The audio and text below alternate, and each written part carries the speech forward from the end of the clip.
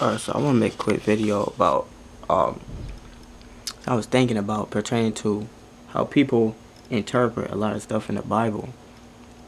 And one thing you gotta remember when you read this Bible, right, is that, and what I wanted to say is I see a lot of people that get caught up in like a time lapse, right? And when I say get caught up in a time lapse, what I mean is it's a lot of people that they read the Bible and they forget that the way this book works, when you read it all the way through, right? The way that this book works is it seems like history repeats itself. It repeats itself, whether it be the people being wicked, whether it be the forms of judgment, whether it be the type of prophets, or the whole thing about the prophecies, right?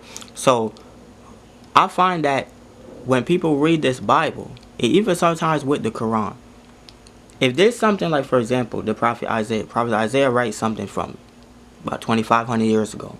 He said it's going to happen to Moab, or it's going to happen to Persia. And you have brothers in this truth that's going to say, this hasn't came to pass yet. This hasn't came to pass yet.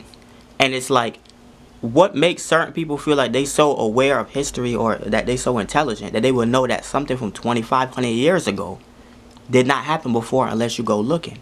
And it's like, when you have people in this world that's secular or agnostic, they looking at y'all niggas, they laughing, they like, yo, if you got a book that says, a book from 2,500 years ago, that says that something is going to happen and it ain't happened yet, and that's your religion, you see what I'm saying? It makes the book look like it's fault. Make the book look like it's not been reliable, like it's not been, the most accurate book through the annals of time.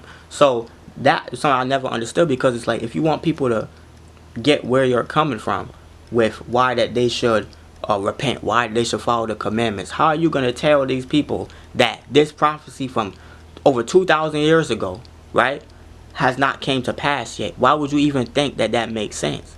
You got to understand that this book repeats itself. When you look at things like Pompeii and them niggas that's froze up like brimstone over there in that Rome area, that was a form of judgment that happened to those Roman people, right? Or at least Byzantine, or let's say pre-Byzantine people, that Pompeii thing.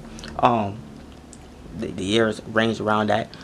You could say, well, look at the ziggurat of Ur. Look at Ur. Look how desolate that area is. What do you think happened to a place like that? Look at the ruins in Anatolia, Turkey. Look at the temple of Baal Shamin. Look at Al-Madam, right? Al-Madam, what's called? Place with the Talmud people with Salah from the Quran, right? Like, look at these desolate places, and you will see how those places of the past, that's not nothing normal. That's some type of calamity that hit those places. Those places were judged. So I want to make this video so people understand, when you read the Bible, you do not want to get caught up in a time lapse where you talking about prophecy from over 2,000 years ago and you saying they ain't happened yet.